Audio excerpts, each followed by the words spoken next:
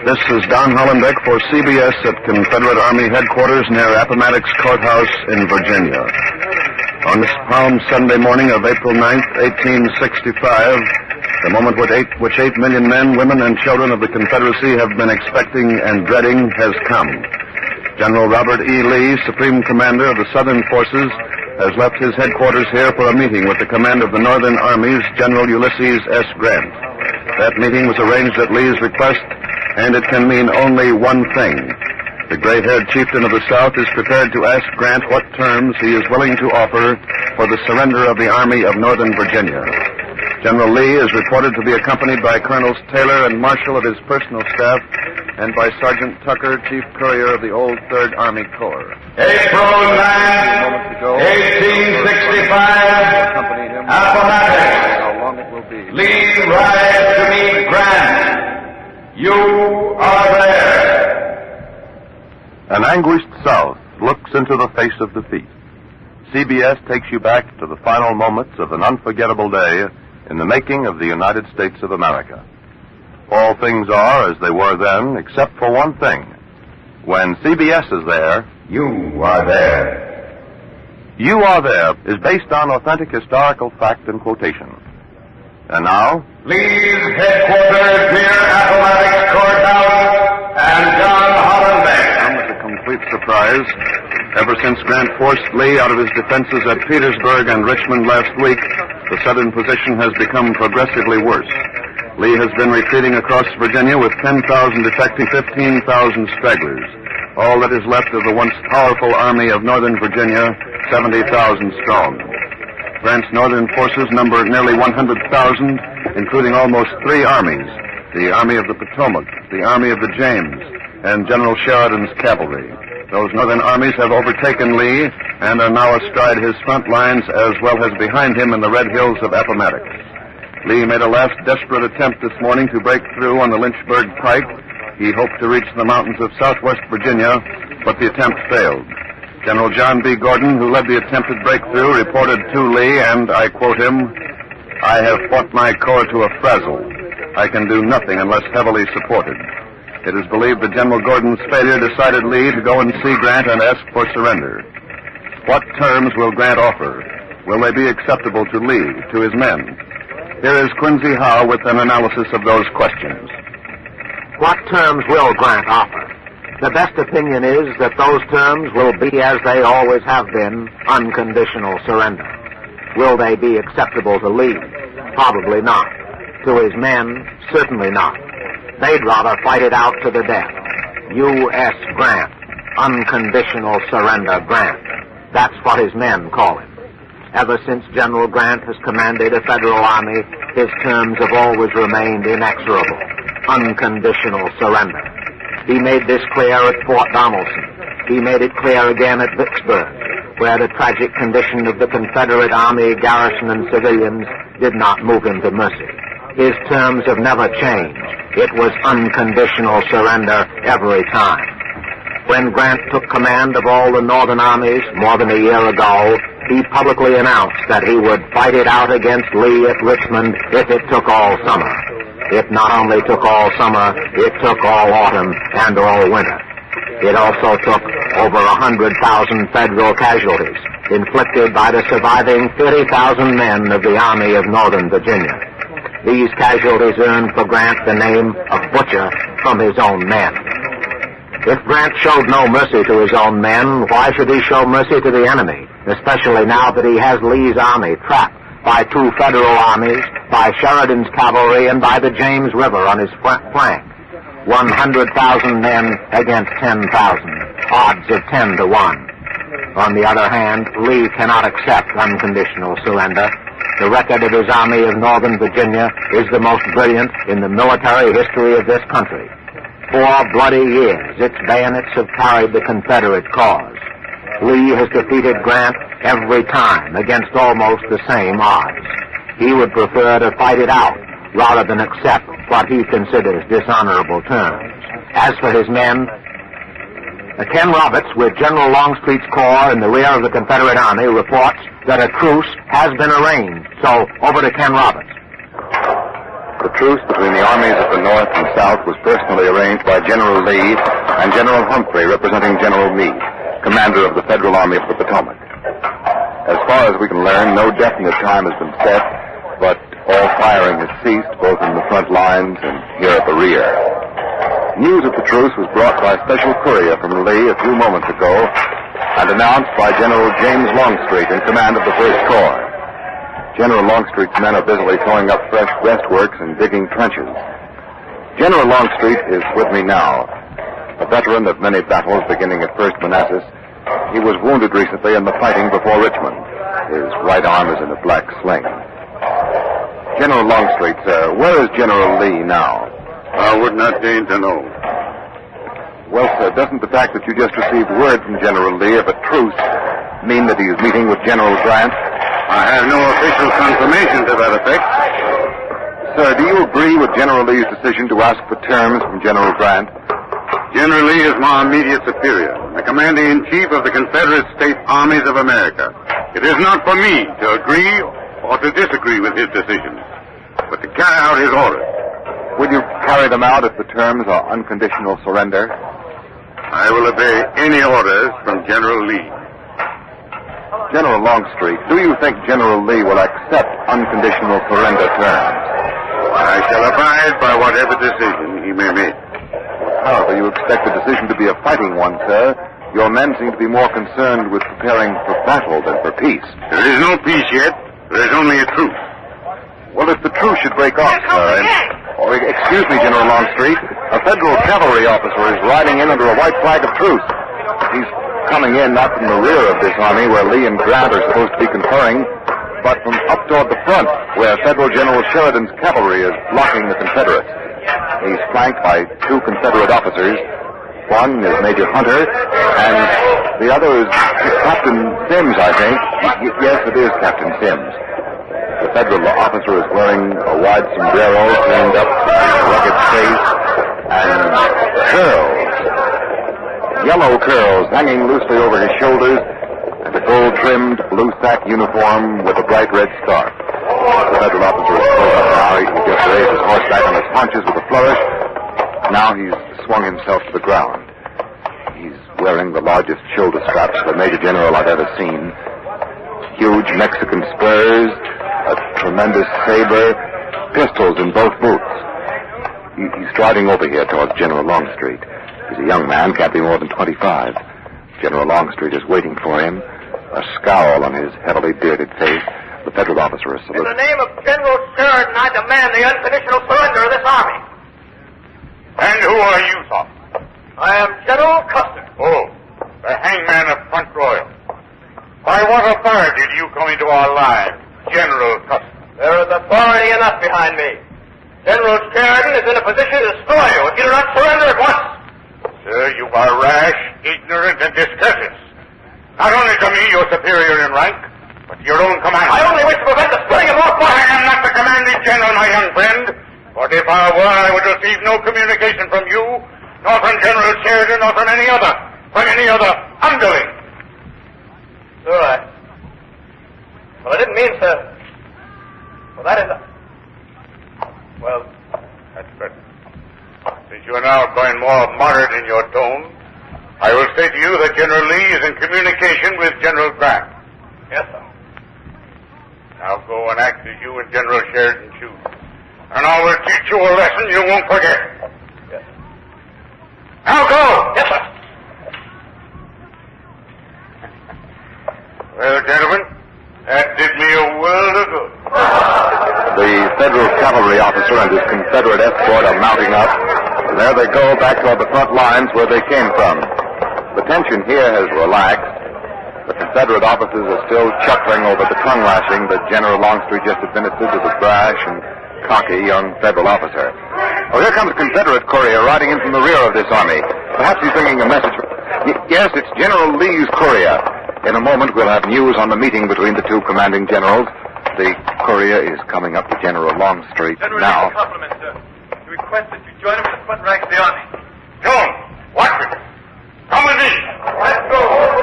An order from General Lee that General Longstreet join him up front. The general and his staff are mounting up. I don't know what this means. There's still no word on Lee's meeting with General Grant.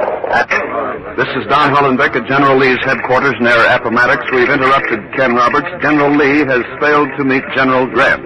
The federal commander did not appear. General Lee has left the rear of his army, and he's now on his way with his staff toward his own front lines on the outskirts of Appomattox. Quincy Howe's here in the studio with me. What do you make of it, Quincy? Well, Don, perhaps Grant didn't get Lee's communication last night asking for the meeting. Or if he did get the message, maybe he just couldn't reach the appointed place in time. Another possibility is that maybe he received the request and turned it down because he preferred to attack rather than talk. However, the fact that the truce is still in effect makes this last possibility kind of unlikely. General Lee is probably riding up to his front lines now to continue his efforts to locate General Grant. That's the best I can make of it, but you've got something new there, haven't you, Don? I do, Quincy. It looks important. The village of Appomattox Courthouse up beyond the front lines of the Confederate Army has just been declared neutral ground. Picket lines of the opposing armies have been posted on opposite sides of the town, and that suggests that Lee and Grant are now going to meet at Appomattox Courthouse. John Daly up at the Confederate front reports that General Lee has arrived with his staff. Go ahead, John Daly. General Lee is waiting here for the arrival of a federal courier who will bring Grant's answer to Lee's request for a meeting. If General Grant agrees, the meeting in all probability will be held somewhere in the village of Appomattox Courthouse. The village was declared neutral territory by Generals Gordon and Sheridan. Right now, General Lee is conferring with his lieutenant under an apple tree at the edge of an orchard about 50 yards in front of me here. The general is resting on a crude cot made out of fence rails covered with army blankets. They are red color, faded from long use. The Southern commander is wearing a brand new full-dress uniform. It's hard to tell from here what expression is on his gray bearded face, but the general looks very solemn as he talks quietly with his aides. There's General Mahone, General Alexander, Colonel Marshall, Colonel Venable, Taylor, Talcott, and, by the way, a cordon of engineers has been thrown around the apple tree to keep back the tattered, barefoot Confederate veterans who, as usual, are pressing around, anxious for a close look at their beloved commander, and this time also for word on the surrender possibility. They've heard rumors that General Lee is about to meet with Grant. I've talked with some of these Confederate soldiers, and they refuse generally to believe it. They'd rather die than surrender, but still they're devoted to General Lee, and they'll follow him anywhere and do anything he says. In just a moment, we'll have General Henry Wise at our microphone. He is the former governor of Virginia and a close friend of General Lee's. He's standing a few feet away right now talking to one of his soldiers. General Wise is a gaunt, angular man with a much wrinkled face and thick white hair. He's wearing an old gray coat, a stovepipe hat, and gray blankets are wrapped around his legs. General Wise is smoking a pipe, and he's approaching us now. General Wise, sir, in spite of the preparations being made by both armies for a meeting of the two leaders, the two commanders, there is still some doubt as to whether Grant will actually talk terms with General Lee. Now, do you hope, sir, that there will be a meeting, or are you in favor of fighting it out? There must be a meeting. There'll have to be a meeting. This army of Northern Virginia is hopelessly whipped. My men have already endured more than I believe that flesh and blood could stand. They've been fighting day and night for more than a week without food. And by heaven, sir, they'll not move another step until somebody gives them something to eat. Well, are you in favor, sir, of unconditional surrender? I'm in favor of peace. But, General Wise, do you think that the Confederacy, your country, will accept unconditional surrender? Country, sir? There's been no country for a year or more. General Lee, he's the country to these poor men of the Army of Northern Virginia. I see, sir, but what would you and your men do if General Lee rejected Grant's terms and ordered you to fight it out? Well, if General Lee demands the sacrifice, we'll fight and die for him, sir. Now, if you'll excuse me, sir, I'll be getting back to my men. Thank you very much, sir. General Wise is making his way slowly back toward his men up on the hill behind me. He's a very tired, a very weary man. General Longstreet is coming up the pike. riding with him on either side. And now one of General Lee's lieutenants is striding away from that apple tree where the conference has been going on, and he's coming this way. It's General E.P. Alexander. He's the foremost artillerist in the Army of Northern Virginia, a young man. General Alexander. Yes? Sir, can you tell us when the courier from General Grant is expected to arrive? I'm not familiar with the movements of the enemy. You've just been talking to General Lee, sir, and I thought... General only asked me for my opinion. What did you tell him? I told him that we have fought under him for 4 years, and we have a right to ask one favor of him. What favor is that, sir? We want him to let us fight it out. But, General Alexander, suppose you did fight your way out, some of you. Where would you go? We could join General Johnson in North Carolina. Maybe we could return to our respective states. We could rally behind our governors. Anything is better than giving up anything. Don't you think, sir, that guerrilla warfare would be hopeless? If we must die, sir, we'll die like Jeb Stuart in the saddle with guns in our hands, not rotting away in some northern prison. Our comrades, sir, did not die for us to break faith with them. They did not die, sir, by the thousands at Manassas, Chancellorsville, Fredericksburg, the Wilderness, and Gettysburg, for us to dishonor their blood. No, sir. A little more blood spilled won't make any difference. We have a right to die for a cause we think is just, sir. We have a right to... Excuse me, General Alexander. A federal officer is riding down the hill from Appomattox village, escorted by a federal cavalryman carrying a white flag. And General Lee, at the edge of the apple orchard, has risen. General Longstreet, with him now, is saying something to him. Longstreet joined the group under the tree when he rode up just a minute or two ago. The federal officer is dismounting, and he must be the courier General Lee has been waiting for, the courier from Grant. The federal courier is a colonel, perhaps a staff aide with that rank. He's talking to General Lee now, and the soldiers about here have stopped talking. Everyone is silently watching that little group under the apple tree. We'll know in a moment whether the meeting between the two is to... Oh, General Lee is getting up on his horse. Colonel Marshall, too, the General Lee's aide, and his orderly, Sergeant Tucker. General Lee and his aides are riding away now up the hill toward Appomattox Courthouse. It didn't take very long. That federal officer and the cavalryman carrying the white flag are with them, and Lee is on his way to meet General Grant. The long-awaited meeting is about to take place. This is John Daly, and I return you now to Confederate headquarters and Don Halifax. CBS has been given permission to pass Ned Calmer through the Confederate picket lines into the village of Appomattox Courthouse. He's on his way there now in a mobile unit. As soon as he's ready to report, we'll take you to Appomattox. Now, here's Quincy Howell. Just imagine, if you can, the mental and spiritual tortures which General Robert E. Lee must be suffering now as he rides to meet Grant at Appomattox. Uppermost in his mind, there is probably the desperate hope that his merciless opponent in war will reverse himself and prove magnanimous in peace. Honorable terms, that is what Lee wants. Terms commensurate with the honor of his army.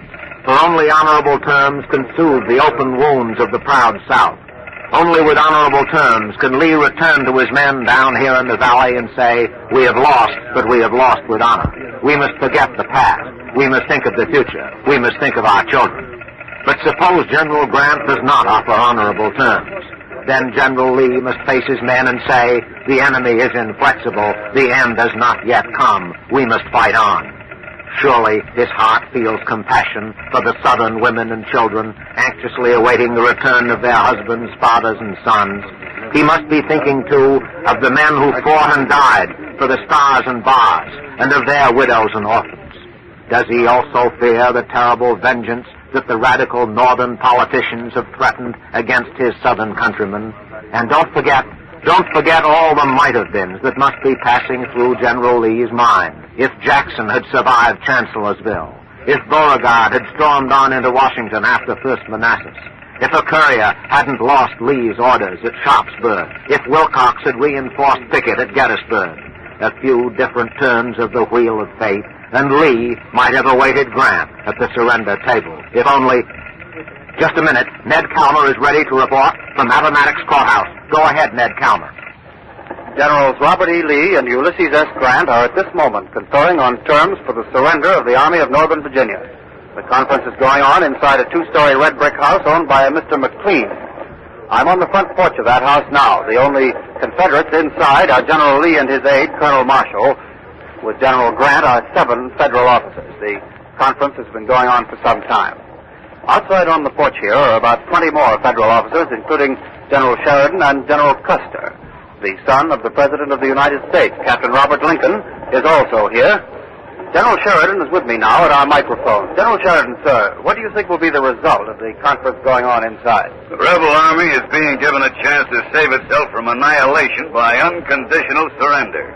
Then you think, sir, that General Grant is insisting on his usual terms? Certainly. There's no question about it. General Grant is a soldier, not a political bargainer.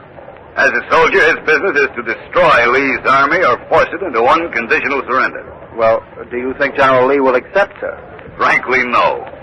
Lee is desperate and bold enough to risk escape by fighting it out with us. In my opinion, this whole thing is a trick, a ruse invented by Lee to gain time for his army to rally for a last stand. And I hope he does. If he wants to fight it out here, we're ready. Thank you, General Sheridan. The Federal Cavalry Commander has walked away. He's resumed his pacing up and down here on the porch of the McLean house. The minutes pass very slowly here. The tension is very great. General Lee's orderly out there in the yard has removed the bridles from the 3 horses in the general's party. He's letting them graze on the young grass. It's a beautiful spring day, a good day for peace. The door has opened. General Lee has come out onto the porch. Federal officers have all risen and saluted. No one speaks. General Lee stands framed in the doorway there. Tall, commanding man, gray-haired, full of gray beard and mustache, deep brown eyes. His brand-new full-dress uniform has 3 stars on the low collar, a double row of brass buttons, a red sash. The general wears a gold sword, black hip boots, gold spurs. They glint. Now he's putting on his gray felt hat. He's returned the salute of the federal officers who only now have brought their arms back to their sides. General Lee is now crossing slowly to the head of the steps, which lead down into the front yard. A deep crimson flush is rising from his neck, spreading up over his face. He stands at the top of the steps, drawing on his gauntlets. His eyes are fixed intently in the direction of the valley to his right, where his army lies waiting for him less than 1 mile away. He seems strangely oblivious of his surroundings. General Lee just struck his fist into his gloved hand several times. Now he glances to the left and to the right as if looking for something.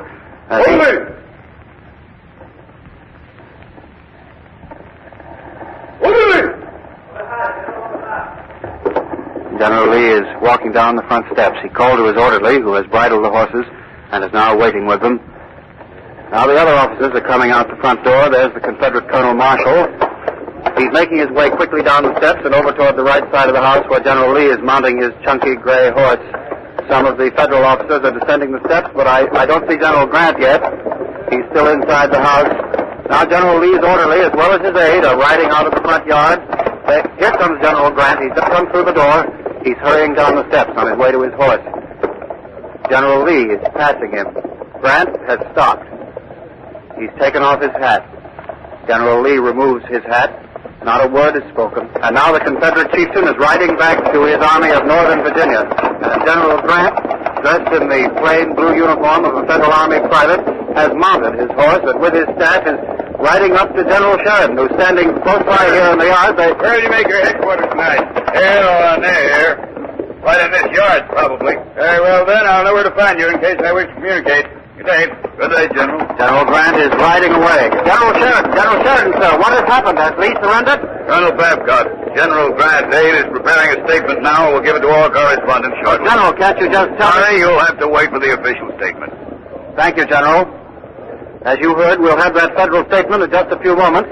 John Daly, however, is with the Confederate forces, and General Lee should be arriving there now, down in the valley. Perhaps we can get the information quicker there.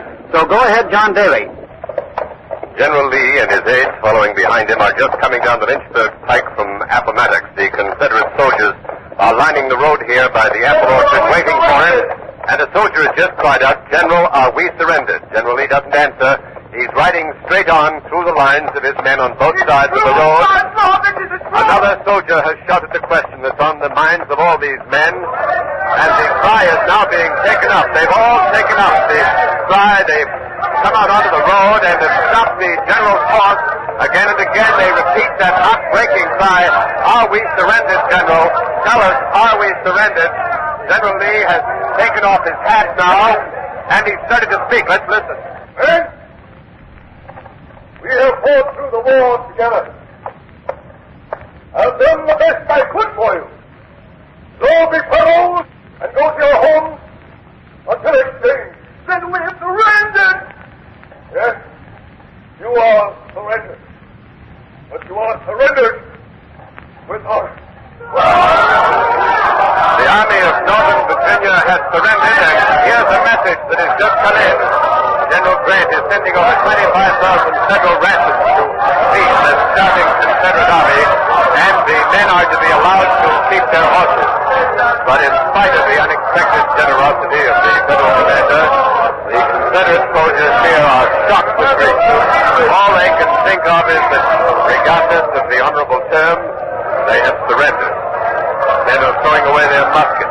Grown men are crying without shame, flinging themselves on the ground, shaking with thought like children, crying with a fearful and terrible violence, rolling on the grass. Some of the men are still trotting around their gray-haired general, touching his hand. Some pat his horse, Traveler, smoothing his flank. Tears are rolling down General Lee's cheeks, his eyes seeing nothing or fixed but a line between the ears of his horse. He looks neither to the right nor left. This is a grim and tragic moment. 4 years of sacrifice, flaming courage, hope, and despair, finally ended in disaster for this army. This is a day that the proud veterans of the Army of Northern Virginia will never forget. A day that marks the futility of raw courage in the great complex of modern war and its machines. For the greatest army ever produced on this continent, April 9, 1865, Appomattox. Grant gives Lee honorable terms, and the war between the states is over.